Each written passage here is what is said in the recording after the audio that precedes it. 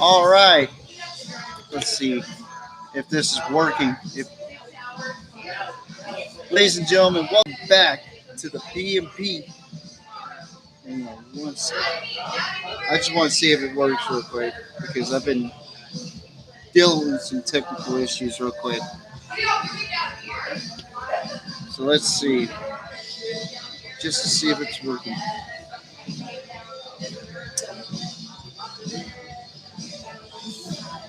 Live at the Sugar Shack.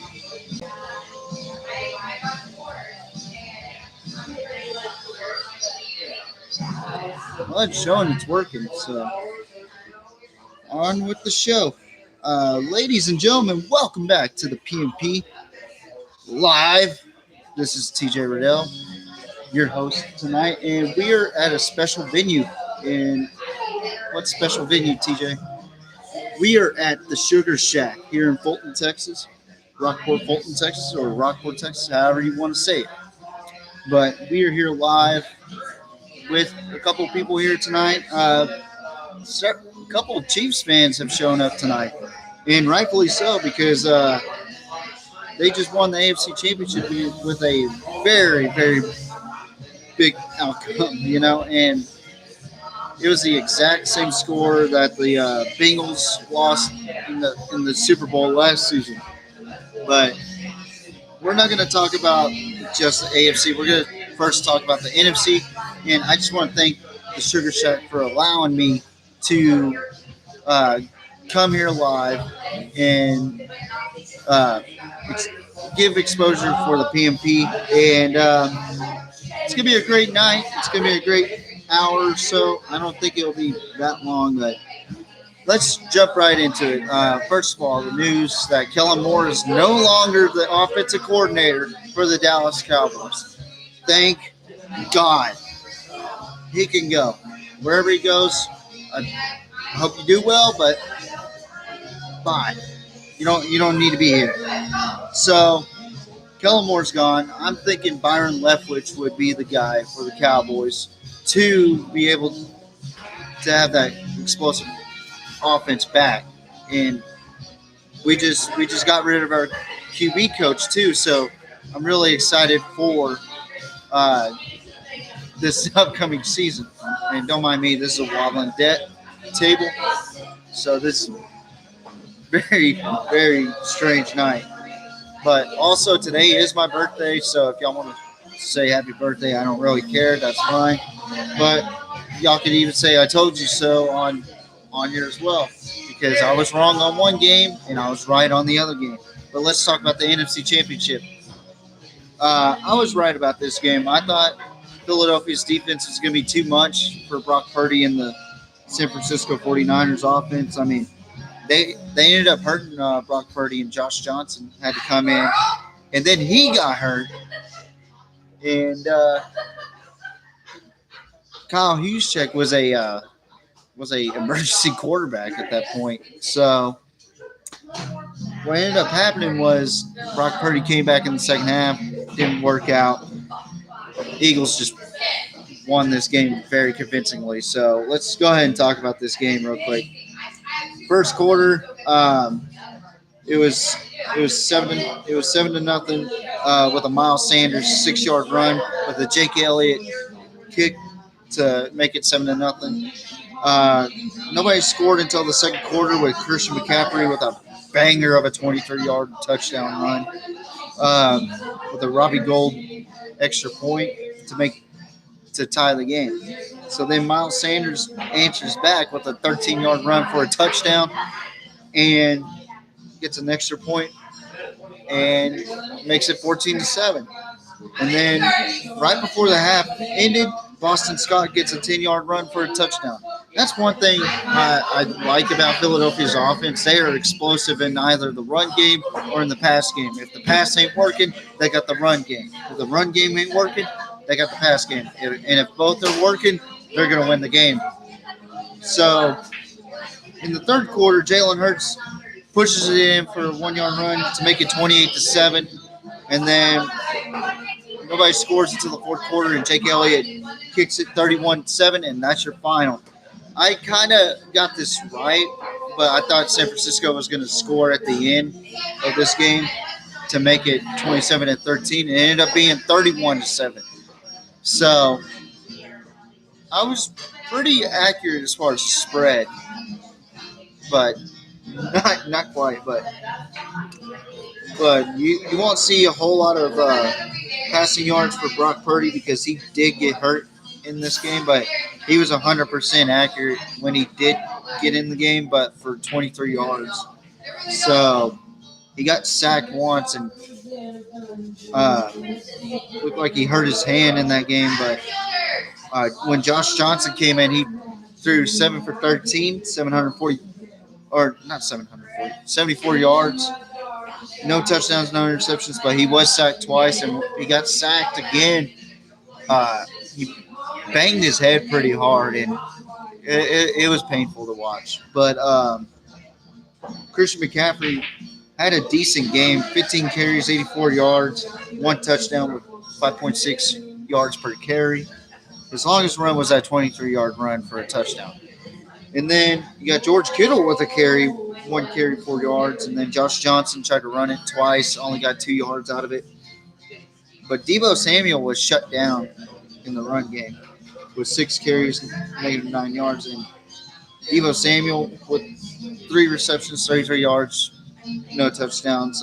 George Kittle, 3 receptions, 32 yards. And then you got Christian McCaffrey, who's been the key focal point for the 49ers as of late, with 4 receptions, 22 yards. Brandon Ayuk, 1 reception, 10 touchdown or 10 yards, and he was only targeted once in this game. So he was one of the prime reasons why they win, because he was not targeted enough. And then they had 3 fumbles in this game. One by Josh Johnson, one by Deebo Samuel, and one by Brock Purdy, and they were all lost. So it was just a bad game for the 49ers offensively, and the defense got tired, but Jalen Hurts might be MVP. I am putting my ticket on Jalen Hurts as the MVP. 15 for 25, 121 passing yards, averages out to almost 5 yards of reception. But man, that ground game for Philadelphia is something else. Like Kenneth Gainwell, 14 carries, 48 yards, not a whole lot. But Miles Sanders, 11 carries, 42 yards, 2 touchdowns, with his longest run was a 13-yard. Jalen Hurts, 11 carries, 39 yards. So kind of see like a thing going on with the Philadelphia Eagles run game. It's not very many yards that they accumulated through this game, but it was enough to hurt that defense quite a bit. So Boston Scott with 6 carries, 21 yards. Gardner Minshew came in 2 carries, -2 yards for him. Devontae Smith, 2 receptions, 36 yards. He was targeted 3 times. A.J. Brown, 4 receptions, targeted 8 times with 28 yards.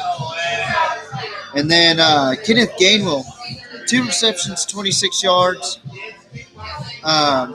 with 3 targets. And then Dallas Goedert, who's been targeted, or he has the most receptions with 6 targets with 5 receptions with 23 yards. And then Jack Stoll, 1 reception, 5 yards. Miles Sanders, 1 reception, 3 yards. And Zach Pascal and Quez Watkins were targeted once each. I mean, both defenses came to play, but at the end of the day, it was just turnovers for San Francisco that hurt them the most. Linval Joseph, Hassan Reddick, and Reed Blankenship all recovered a fumble in this game. So, good win for the Eagles. They are looking really good right now. So, and it's going to be a good challenge for this next conference champion. Oh, by the way, congratulations to the Philadelphia Eagles. They are now the NFC champions once again, and they are going to the Super Bowl, going back to the Super Bowl. First time with Nick Sirianni and Jalen Hurts. So this is going to be an interesting Super Bowl. I did predict this Super Bowl earlier this season, but I felt like the Chiefs' weakness was the Cincinnati Bengals, and here we are, AFC Championship game. We got KC taking on Cincy. Really good game. Really good defensive game, to be honest. I thought both quarterbacks were kind of sluggish going into this game, but in the first quarter, it was just 3 points kicked by Harrison Butker uh, with a nice 43-yard field goal attempt, and he made that 3-0. Nobody scored until the second quarter, where Harrison Butker kicked another field goal, 24-yarder, making it 6-0.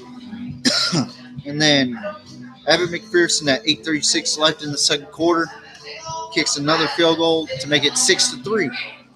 Then Patrick Mahomes and Travis Kelce on 4th and 1 made a spectacular play, 14-yard pass from Patrick Mahomes to Travis Kelce to make it 13-3. And then Joe Burrow and the Bengals try to get something going, drive down the field, makes it 13-6 to get in the half. And then in the third quarter, this was an incredible second half. I will say that right now. It was an incredible second half where Joe Burrow drives down the field with T. Higgins. T. Higgins gets a 27-yard reception, makes it 13-13 tied ball game. And then Patrick Mahomes throws a phenomenal pass to Marquez Valdez-Scantling, 19-yard reception, makes it 20-13. This is where things get interesting. Fourth quarter, Bengals drive down the field. Samaje Perine gets a 2-yard run for a touchdown, makes it 20-20 at 13:30 left to play. Then nobody scores at all. And this was fucking crazy. I mean, me and the bartender, Zach. Shout out to Zach over there again, providing the nice beverages to us here in the PMP. But I gotta say, this was probably one of the wildest finishes I've seen in quite some time since last season. And Patrick Mahomes was running on the sideline or down the sideline for a first down. They could have just let him go, but I forgot who it was. I think it was Joseph Osai, former Longhorn. Shame on him. He should have known better. But he hit him out of bounds, caused a penalty, and it forced Harrison Butker to kick a beautiful 45-yard field goal right down the center, sends KC back to the Super Bowl, and it'll be the first time since 2021 where they faced the Buccaneers and got destroyed. But now we got the Kelce Bowl. Travis Kelce, Jason Kelce meeting each other for the first time in a Super Bowl.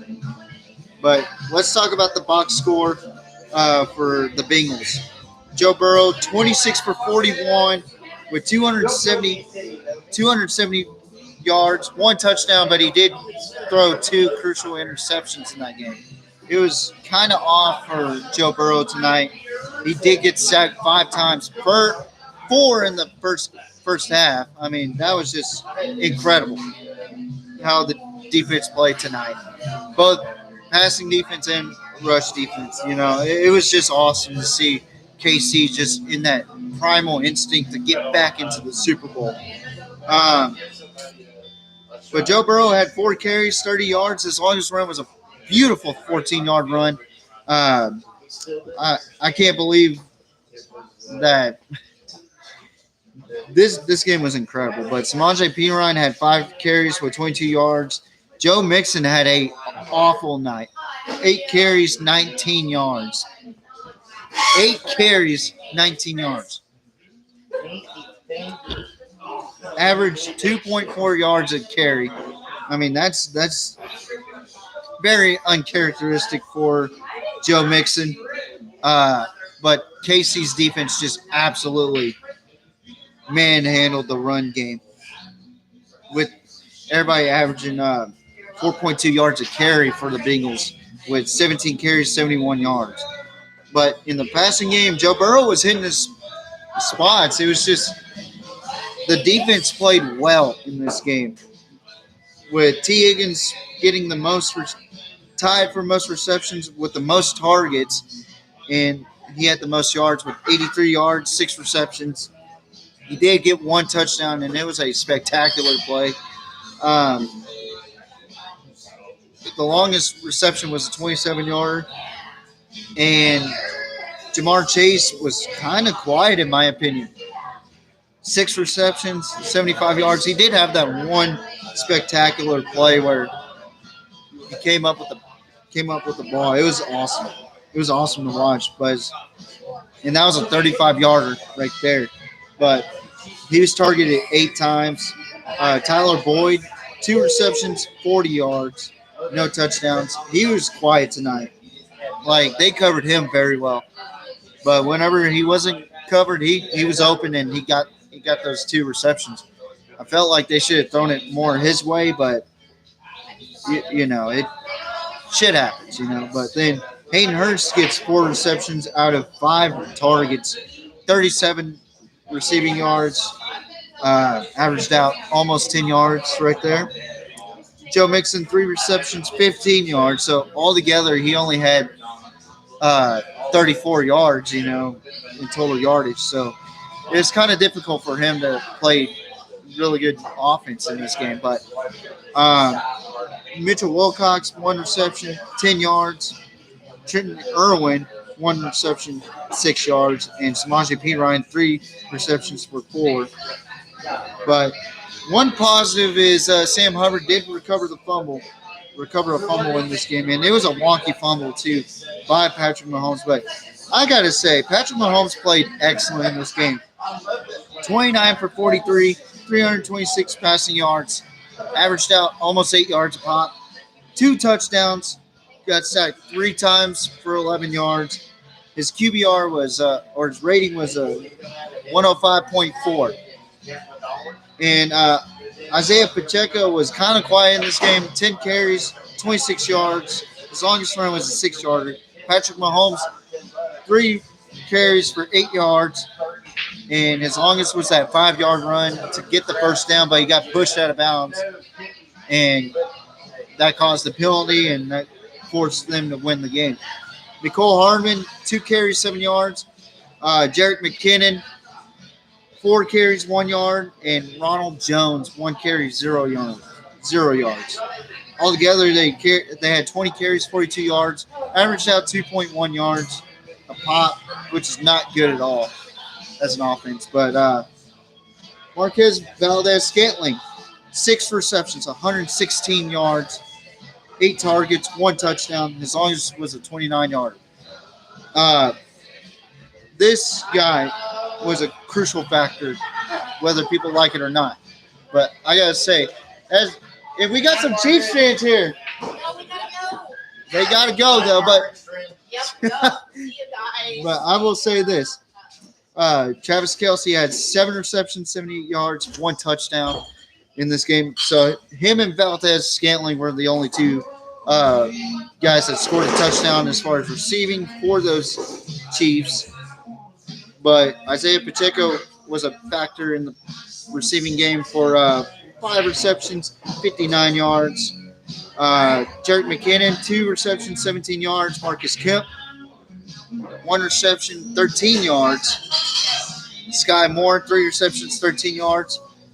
Nicole Hardman, 2 receptions, 10 yards. Kadarius Toney, 1 reception, 9 yards. Juju Smith-Schuster, who was quiet tonight, 1 reception, 7 yards. I think the Bengals defense did a really good job pressing Juju Smith-Schuster. And then you got Noah Gray, 1 reception, 4 yards.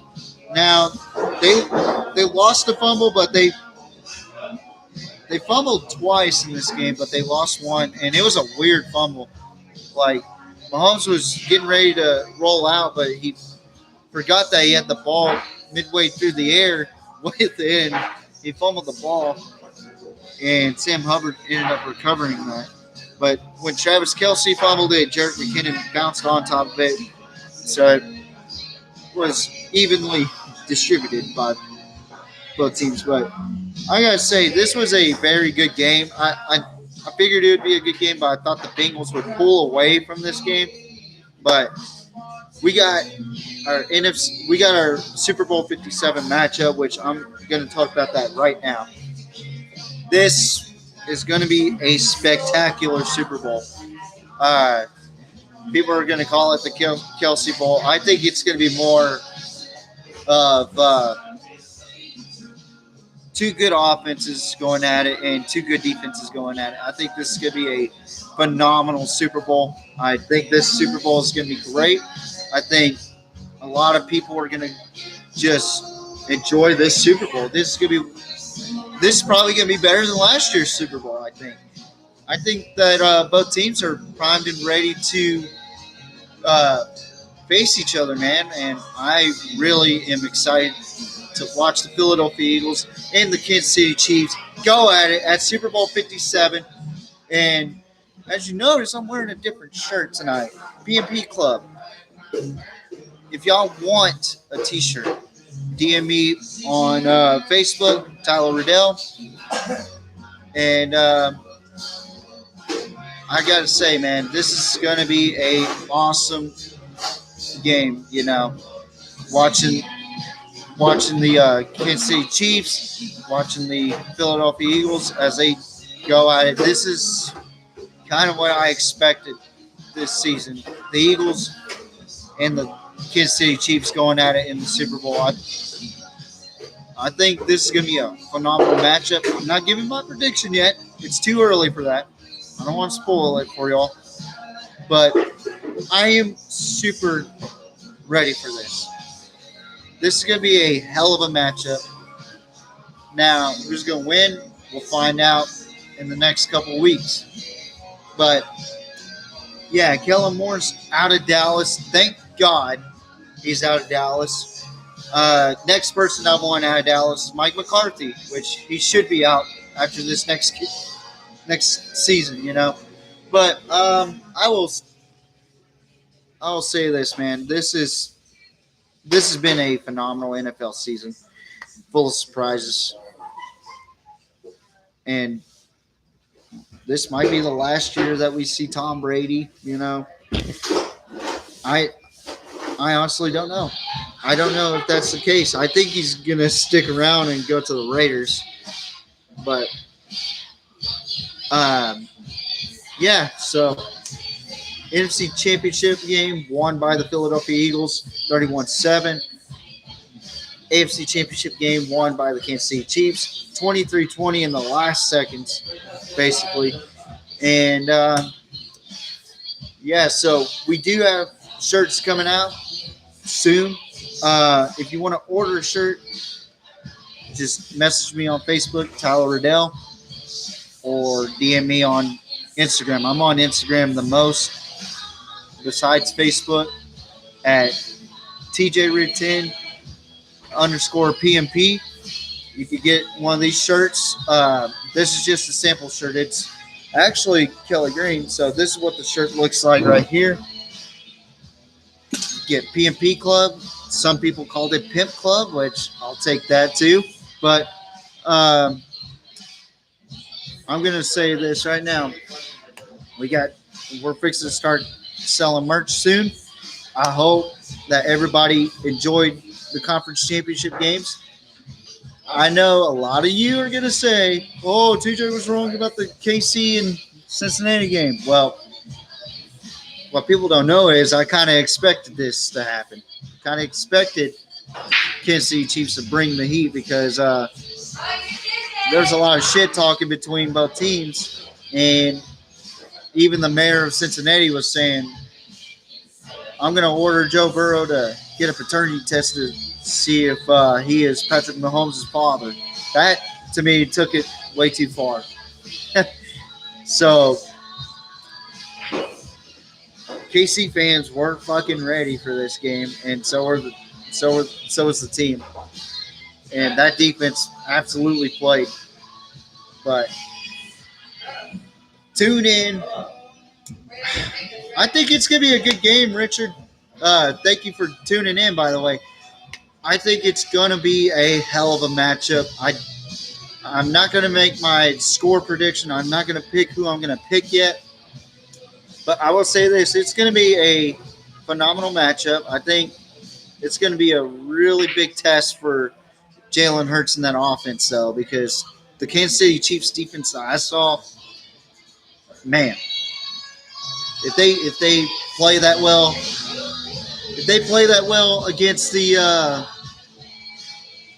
Philadelphia Eagles, they may have a shot. But I don't know. That Eagles defense or that Eagles offense has many ways to hurt you. In the pass game, in the run game, it doesn't matter. It is going to be a good game. I can tell you that right now. It is going to be a fucking good game. Ooh, who has the edge? Who has the edge? This is right now. I wasn't really impressed with the Kansas City offense today. I was more impressed with their defense than their offense today. But with the way Philadelphia has been playing in the playoffs, where they have just smacked everybody in the mouth,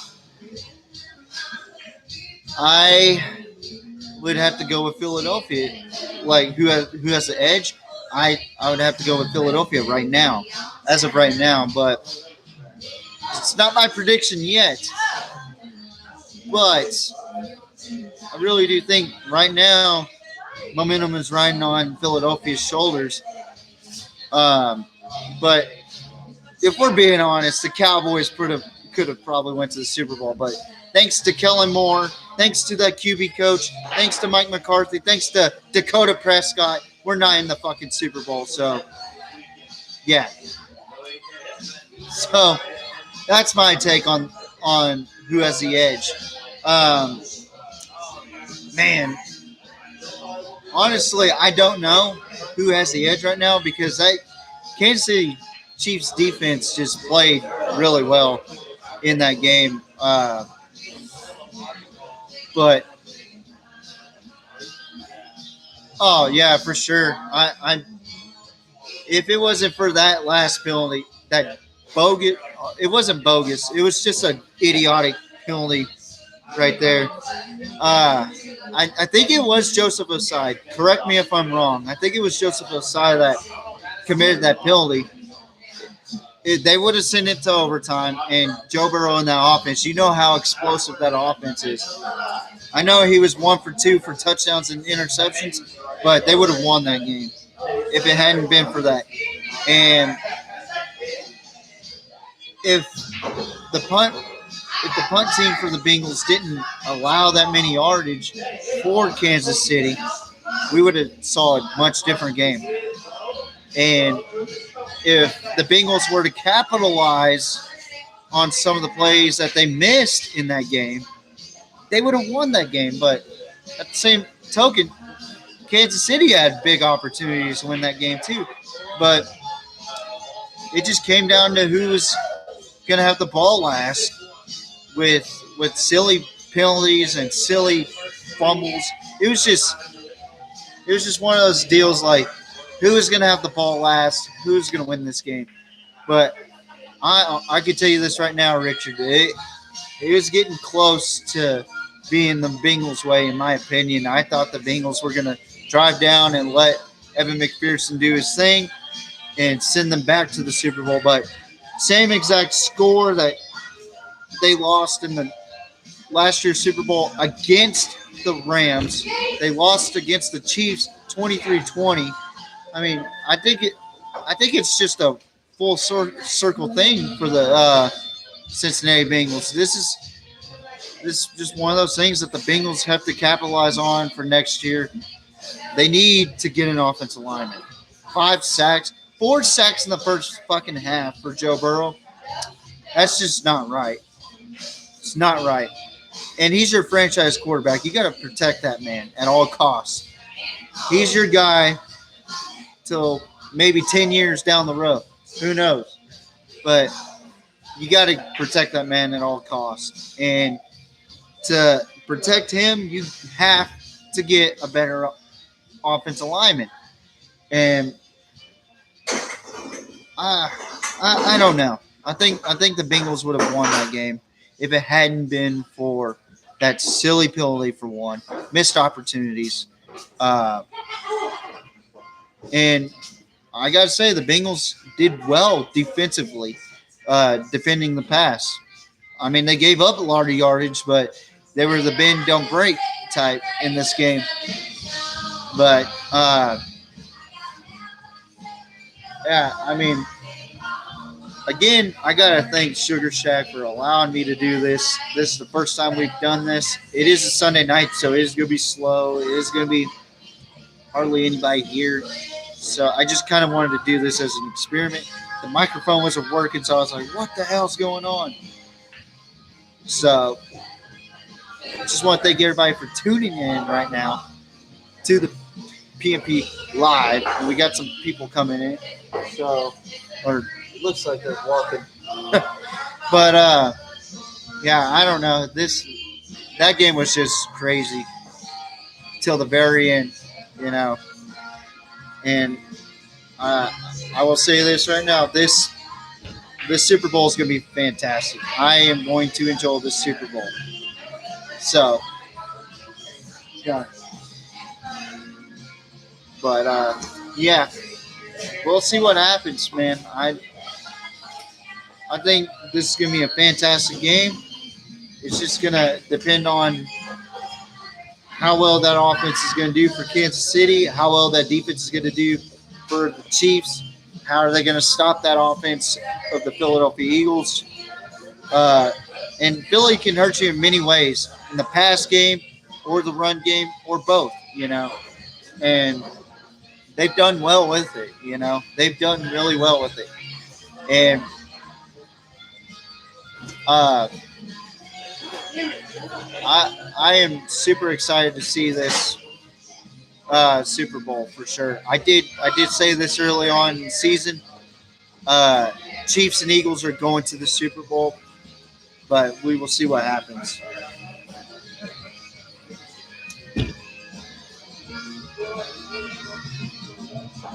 But get pretty close to that 10-minute that 10 o'clock mark.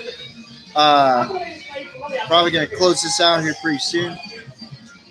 Not a whole lot of fans here tonight, so this was just an experiment, and I absolutely love it. Maybe for a college football night next season, we'll come back here. We may go to bench warmers. Who knows? I am super excited, and I am forever thankful for the opportunity that Sugar Shack has given me. And this has been a fun night. What's going on, Tony? Just enjoying life.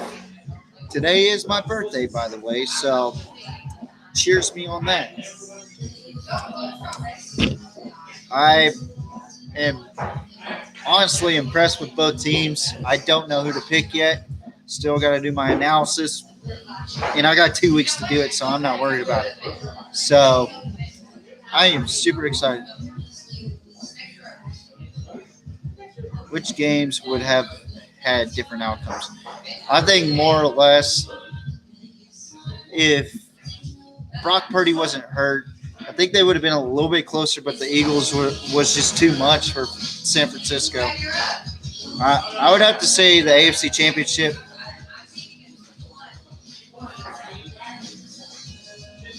Oh, yeah. I wish they would have been different outcomes too, but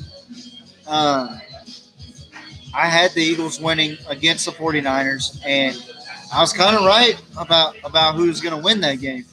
But it ended up being the Chiefs instead of the Bengals for me, and it was actually fairly close, but I thought the Bengals were going to run it away in the fourth quarter, but that Chiefs defense absolutely played a hell of a game. And Yeah, it was awesome. It was awesome to watch that game, and that conference championship game may have. Oh yeah, that's probably the biggest talk right now with Joseph Osai hitting Mahomes out of bounds. I mean, if it wasn't for that, I think the Chiefs would. Oh, absolutely. It was great entertainment. It was great entertainment. But I think if they would have just settled down, they defensively at that point where Mahomes was running out of bounds and Osai would have just stayed aware of the situation, we would have seen it in overtime. We would have seen that game in overtime because you can't kick it from 56 yards. And I mean, nowadays kickers can kick it from 60 yards and still make it, So, um, but I still think we would have saw it in overtime, and we would have seen the Bengals win that outcome. I think the Bengals had a better shot, So, yeah, it was just great entertainment, and I fairly enjoyed the Bengals and Chiefs game. I really enjoyed the AFC side more than I did the NFC side. To be honest, there's a lot of good games coming from the AFC this playoff time. You know, like Mahomes and the Chiefs almost lost to the Jaguars. We would have saw a much different game. Uh, this was just a phenomenal playoffs, except for the teams that had to go against the Eagles. I think it would have been a much different outcome if this team were to make it. But they didn't because of primary reasons. Fucking Kellen Moore and Dakota Prescott. I will never call him the three-letter word again because he hasn't earned that right. But yeah, they got such explosiveness on offense. Like I said earlier, they can hurt you in the pass game, they can hurt you in the run game, they can hurt you with the quarterback, Jalen Hurts. I mean, I think Nick Sirianni has found the recipe to make the Philadelphia Eagles great. And I think they're going to be just as good or maybe better next season if they keep at it with the free agents and the draft picks. I mean, they're primed to be a really good team. And oh yeah, and that was my biggest worry for San Francisco. The defense playing against or that Brock Purdy offense taking on that stingy Philadelphia Eagles defense. And if you look at it, the the Giants only scored 7 against the Philadelphia Eagles. The 49ers only scored 7 against the Philadelphia Eagles. They've only allowed 14 points altogether. And they have scored 69 points in both games, combined. So that tells you right there, they're a complete team. They're probably the most complete team going into this game because you never know what you're going to get out of the Kansas City Chiefs. Are we going to have the all offense Kansas City Chiefs, or are we going to get the all defense Kansas City Chiefs? So far, to me, it's been all defense for the Kansas City Chiefs. There's been one or two drives where I've seen Kansas City real impressive. But today, I was really not that impressed with the offense with the Kansas City Chiefs. And much credit to the Bengals defense. I mean, they played really good. It just, the offense for the Bengals could not stay away from turnovers. And that game was anybody's game, to be honest. And I had the Bengals winning by double digits, but I figured it was going to be a closer game. But the safer pick was the Bengals because of the fact that Mahomes could not get over that Burrow hurdle. So I think this Super Bowl is going to be spectacular.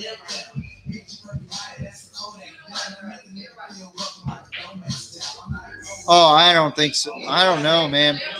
I don't know. It's going to be a tough call because I think Andy Reid is honestly one of the best offensive minds in NFL history. And they got 2 weeks to prepare for Fletcher Cox and that uh, devastating Eagles defense, And the Eagles defense is very underrated. I have to say, nobody really talks about them. They they really don't. And I said it here on the podcast that the biggest factor was going to be Philadelphia Eagles defense, and they proved me right, So I really do think that this is going to be a KC offense versus Philadelphia defense. This is going to be a very interesting game for sure. Very interesting game. I look forward to watching it.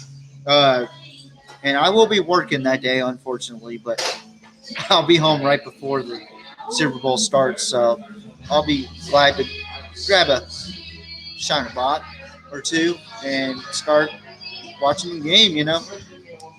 But I am very interested to see what happens, how Casey's going to attack that offense or that defense of Philadelphia, and how that Philadelphia defense is going to just try to stop that offense for uh,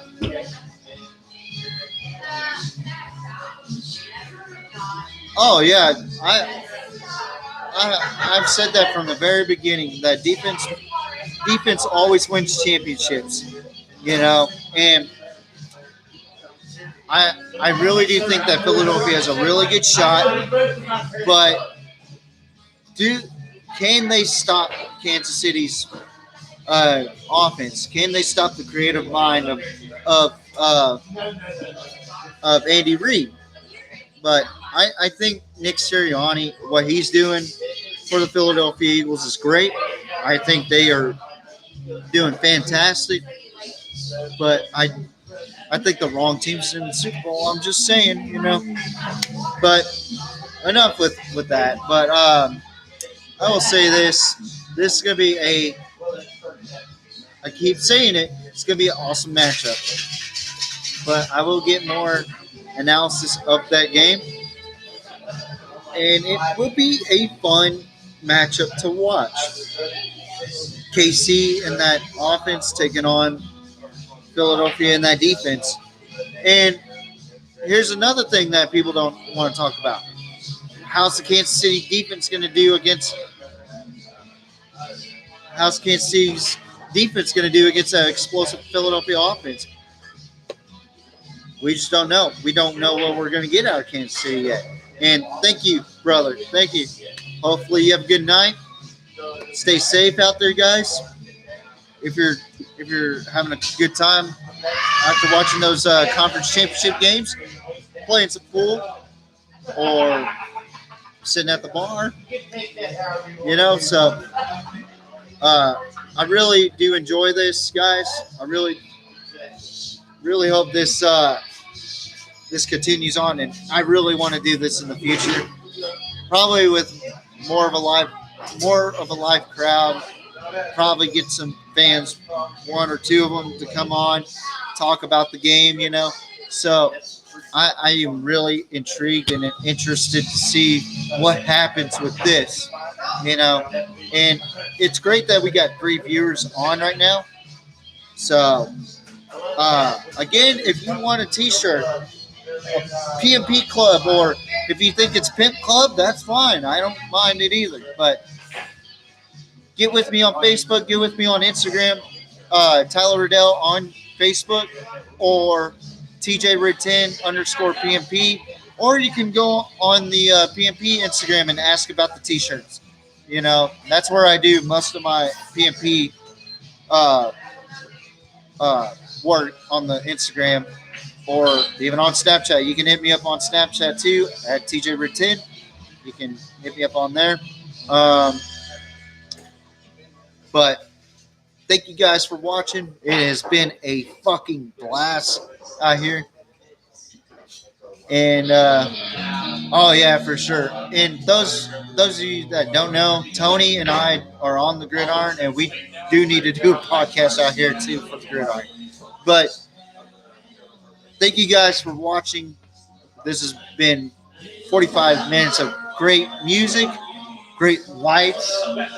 I want to thank the Sugar Shack, Don and T, for giving me this opportunity to showcase the PMP out here, to spread the word about the PMP, and also to spread the word about the Sugar Shack. You know, Sugar Shack's one of my favorite bar, if not my favorite bar to go have some fun with friends at. Uh, and I want to thank everybody for watching. This is TJ Riddell, and we are the cream of the crop in all of YouTube podcasting. We are the best damn football podcast on YouTube. We are the PMP. Thank you guys for watching. Goodbye. Mwah. Good night. Bang.